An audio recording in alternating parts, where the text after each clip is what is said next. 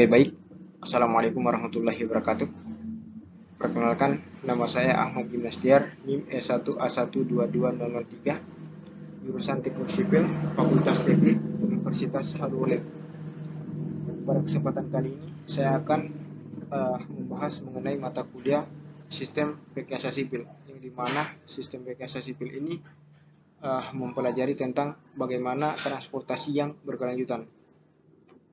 Pertama-tama marilah kita panjatkan puji syukur atas kehadirat Allah Subhanahu wa taala, karena atas limpahan rahmat dan karunia-Nya lah kita dapat melakukan presentasi kali ini. Salawat serta salam tak lupa pula kita kirimkan kepada baginda Nabi Muhammad SAW, karena atas perjuangannya lah kita dapat menikmati kehidupan yang sekarang ini. Kemudian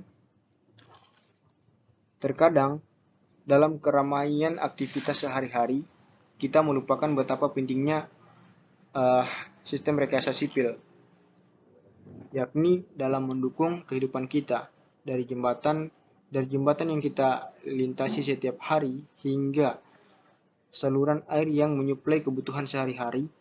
Sistem ini adalah fondasi utama dari kemajuan kita. Hari ini, mari kita pelajari lebih dalam tentang bagaimana teknologi dan konsep dalam rekayasa sipil tidak hanya membangun struktur fisik, tetapi juga membentuk masa depan yang berkelanjutan dan aman bagi masyarakat. Oke, pada presentasi kali ini saya akan membahas materi pokok dalam hal ini sistem rekayasa sipil.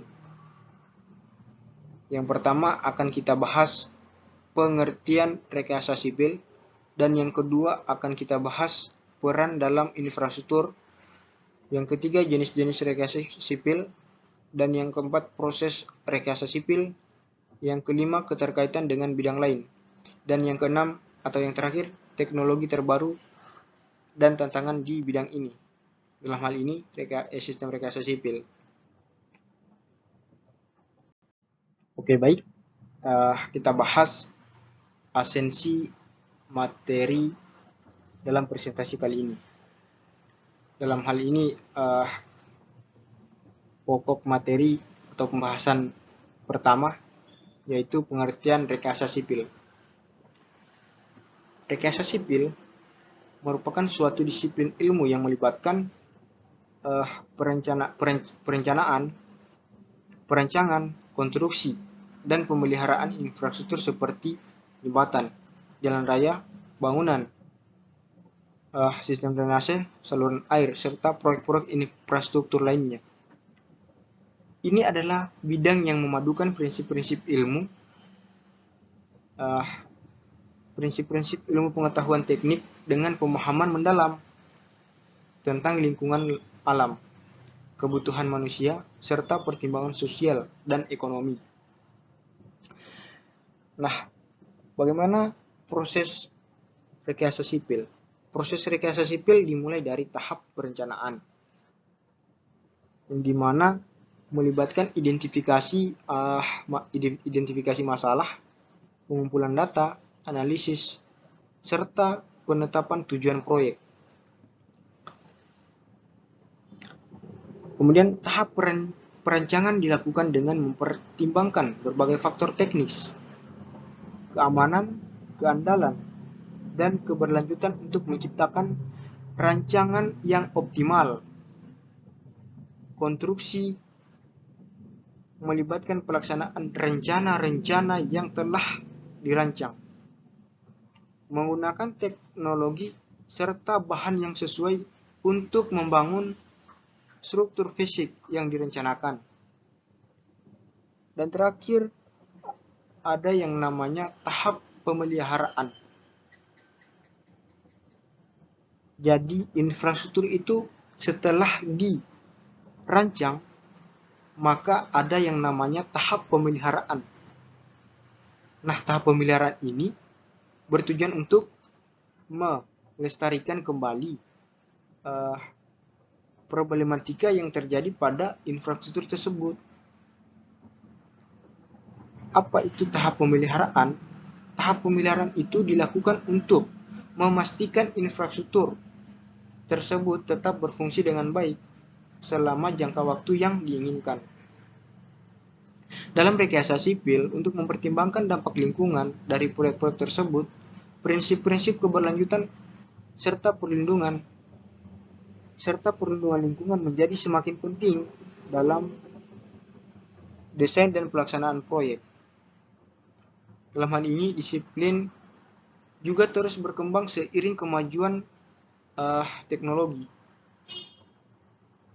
Kemudian memungkinkan penggunaan metode, itu juga sangat penting.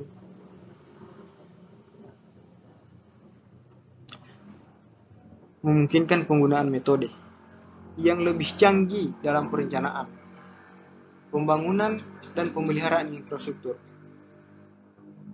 Maka itu, sistem rekayasa sipil tidak hanya berkaitan dengan konstruksi, fisik semata, tetapi juga melibatkan pertimbangan sosial, lingkungan, keamanan, dan efisiensi guna menciptakan infrastruktur yang lebih berkelanjutan dan bermanfaat bagi masyarakat. Ya, kira itu.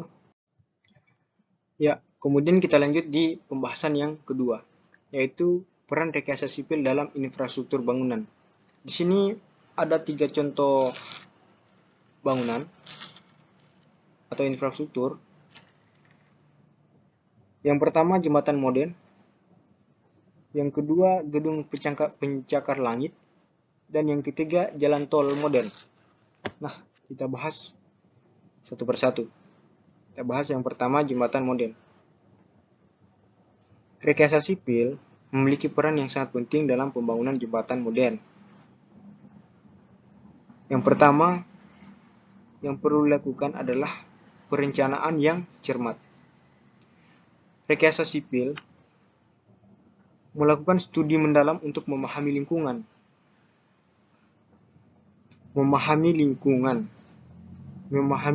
sekitar, kondisi geologi, dan faktor-faktor lain yang mempengaruhi desain jembatan. Ini termasuk perhitungan kekuatan struktur yang diperlukan, beban yang akan ditanggung, serta analisis risiko dan keamanan. Itu yang pertama. Kemudian yang kedua, ada yang namanya inovasi dalam desain, di mana teknologi dan metodologi rekayasa terkini memungkinkan desain jembatan yang lebih efisien, kuat, dan tahan lama. Inovasi desain struktur, penggunaan material yang lebih maju, serta teknik konstruksi yang terbaru membantu konstruksi yang lebih menciptakan jembatan yang lebih baik. Ya. Kemudian ada juga yang namanya keberlanjutan. Rekayasa sipil modern mengintegrasikan prinsip-prinsip keberlanjutan dalam desain jembatan. Kemudian setelah keberlanjutan, kita membutuhkan pemantauan dan perawatan. Ini sebenarnya yang sangat penting. Pemantauan dan perawatan. Karena setelah jembatan selesai dibangun, rekayasa sipil terlibat dalam pemantauan terus-menerus terhadap kekuatan struktural dan kondisi keseluruhan jembatan. Dan ini termasuk perawatan rutin, perbaikan jika diperlukan, dan perpanjangan umur pakai pada jembatan itu sendiri. Kemudian setelah ada pemantauan dan perawatan, kira-kira ada lagi yang perlu diperhatikan. yaitu keselamatan publik. Ya, ini juga adalah faktor terpenting. Karena ketika salah satu peran kunci rekayasa sipil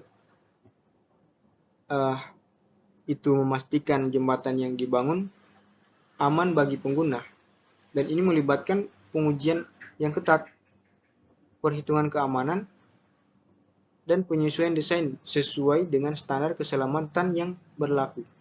Ya, saya kira itu. Kemudian kita lanjut di contoh yang kedua. Dalam hal ini gedung pencakar langit.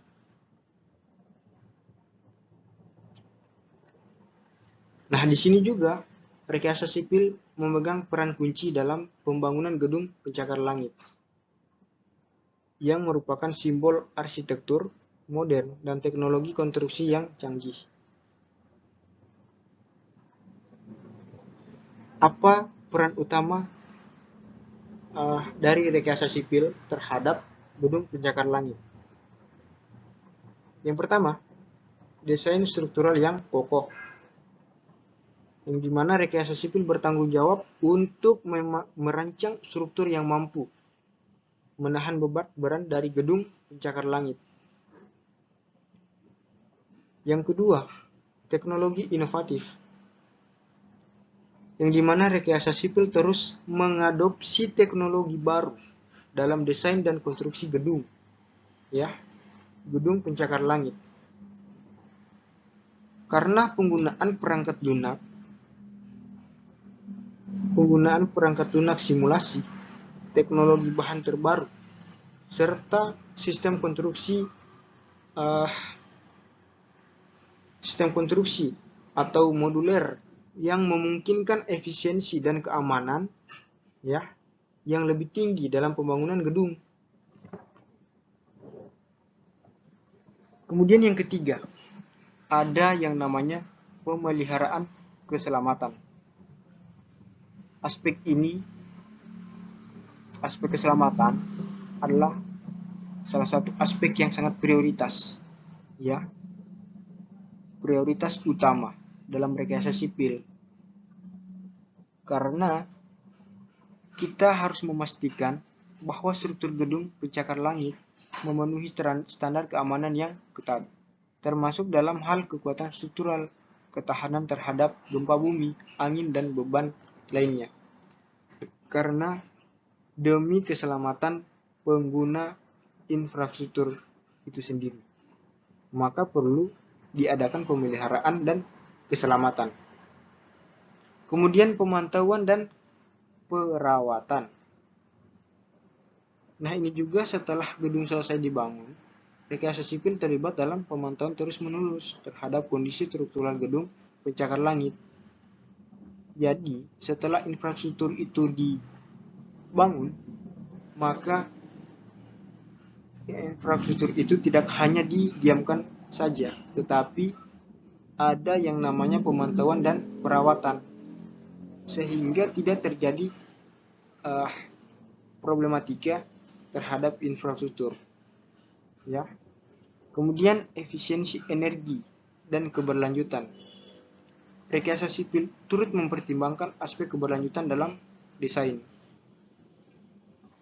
gedung pencakar langit, karena ini dapat mengintegrasikan teknologi untuk efisiensi energi, penggunaan bahan ramah lingkungan, dan sistem manajemen bahan, di mana untuk menciptakan gedung yang lebih berkelanjutan. Ya, jadi untuk menciptakan gedung yang berkelanjutan, maka perlu adanya efisiensi energi, ya. Kemudian contoh yang ketiga yaitu jalan tol modern, ya.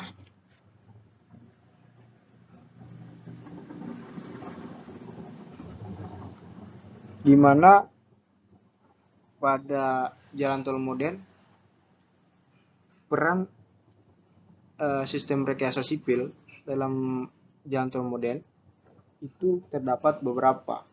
Yang pertama, perencanaan dan desain. Jadi sebelum perancangan, ada yang namanya perencanaan. Ya, perencanaan ini adalah hal yang paling mendasar dalam pembangunan infrastruktur. Karena tanpa perencanaan dan desain, infrastruktur itu tidak akan berlanjut, ya, tidak akan bisa dibangun, ya. Rekayasa sipil tersebut terlibat dalam penelitian lokasi, pemetaan topografi, dan analisis lingkungan untuk menentukan rute jalan tol yang optimal. Ya, kemudian ada yang namanya teknologi konstruksi. Teknologi konstruksi. Penggunaan teknologi terbaru dalam rekayasa sipil seperti metode konstruksi prefabricated, inovasi material, dan teknologi aspal yang lebih tahan lama memungkinkan pembangunan jalan tol yang lebih cepat, efisien, dan tahan lama. Kemudian yang ketiga, manajemen lalu lintas. Jadi sebelum merencanakan jalan tol, perlu adanya manajemen lalu lintas, yang dimana rekayasa sipil memperhatikan manajemen lalu lintas saat merancang jalan tol, karena di situ akan dipertimbangkan sistem jalan pintas, pintu tol, serta desain simpul jalan raya. Ya. Kemudian ada yang namanya keamanan jalan raya. Rekayasa sipil juga berperan dalam memastikan jalan tol memenuhi standar keamanan yang ketat, sehingga tidak ada problematika yang terjadi di jalan raya. Ya. Kemudian ada yang terakhir, setelah jalan tol digunakan, setelah jalan tol digunakan, maka ada yang namanya pemeliharaan dan perawatan juga. Ya. Dan sistem rekayasa sipil terlibat pada saat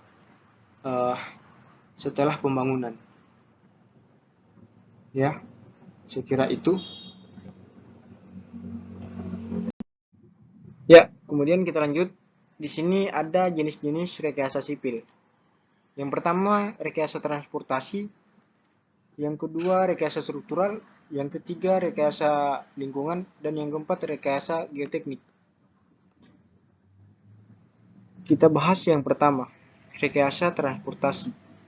Rekayasa transportasi itu adalah bidang yang berkaitan dengan perencanaan, desain, operasi, dan manajemen sistem transportasi seperti jalan raya, rel, udara, dan air.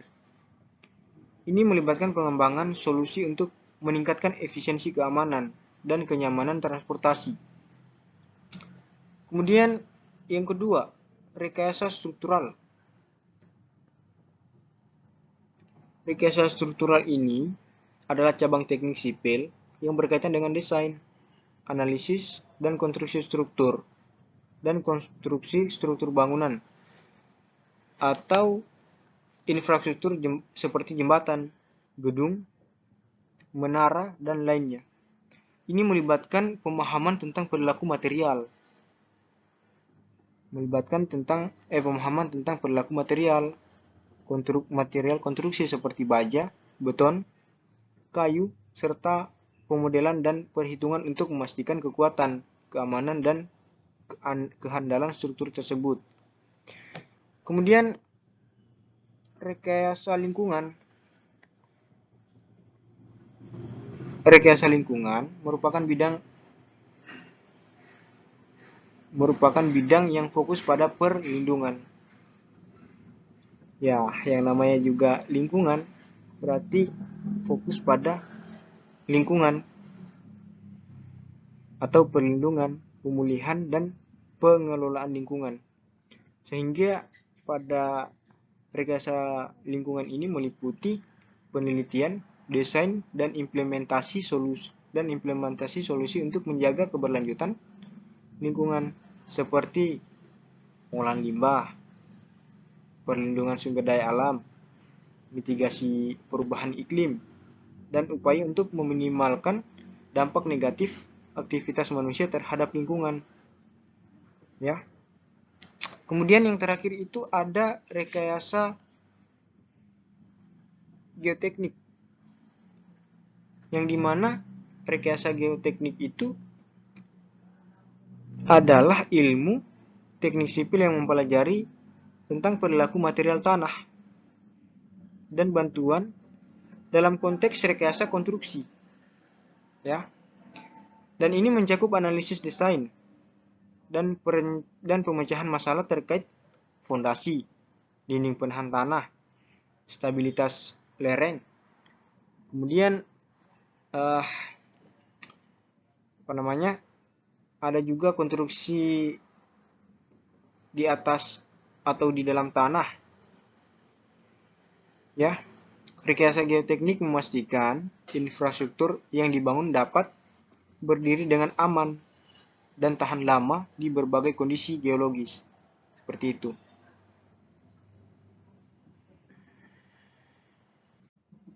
Oke, baik. Di sini ada proses rekayasa sipil. Saya kira untuk proses rekayasa sipil tadi saya sudah pada pembahasan pengertian rekayasa sipil sudah relevan dengan proses rekayasa sipil itu sendiri. Yang dimana rekayasa sipil itu mempunyai proses. Yang pertama itu merancang. Jadi sebelum membangun ada yang namanya perencanaan dulu. Di mana perencanaan itu adalah melakukan studi dan perencanaan terperinci. Ya. Kemudian setelah perancangan ada yang namanya pembangunan. Nah, pembangunan ini adalah membangun struktur sesuai dengan perencanaan. Nah, dalam pembangunan maka perlu yang namanya pembangunan struktur yang sesuai dengan perencanaan. Karena kalau tidak sesuai dengan struktur perencanaan, maka akan ada yang namanya perbedaan pendapat, ya, atau akan ada yang namanya kontroversi di antara orang-orang di dalamnya, ya. Maka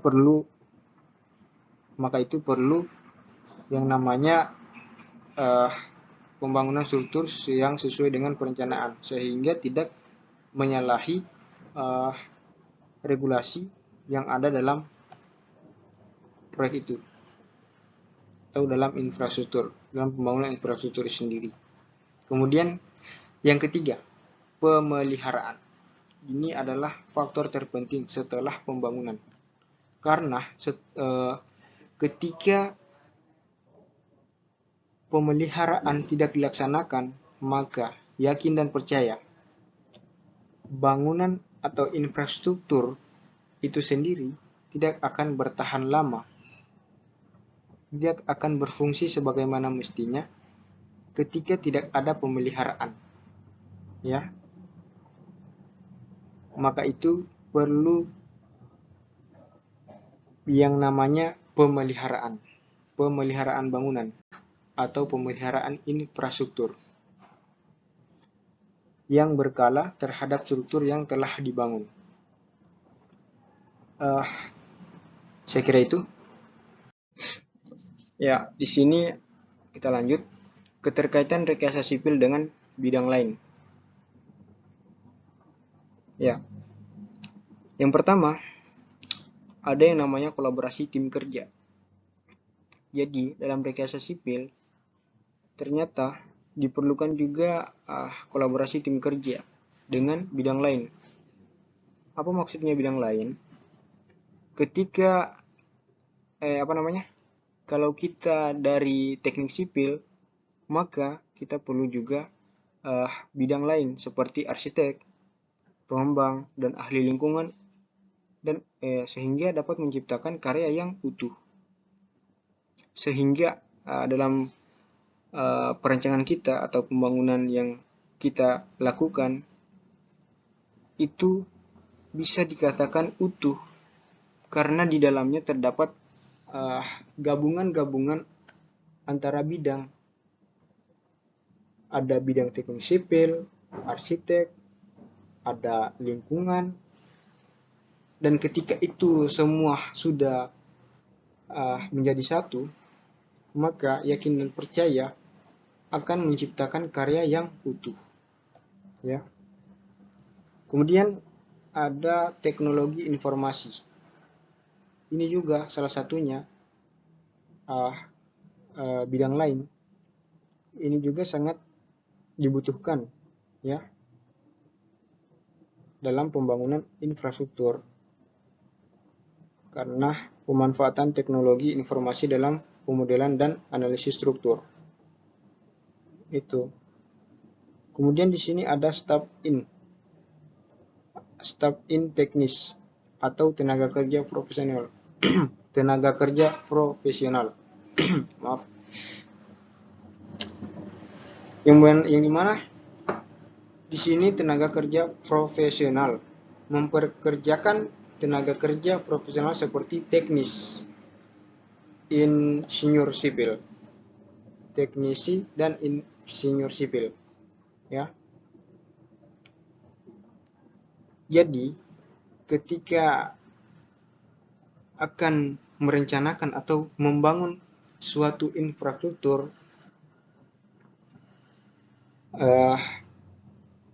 maka perlu yang namanya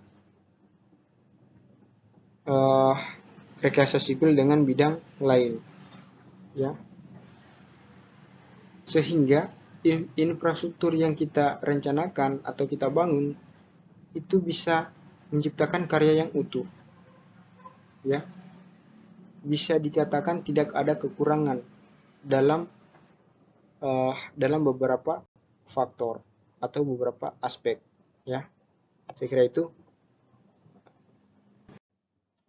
Kemudian di sini ada teknologi terbaru dalam rekayasa sipil. Rekayasa sipil juga mempunyai teknologi terbaru. Yang pertama, Building Information Modeling atau biasa dikenal dengan BIM, ya. Yang dimana BIM ini merancang dan mengelola bangunan secara virtual sebelum pembangunan sebenarnya.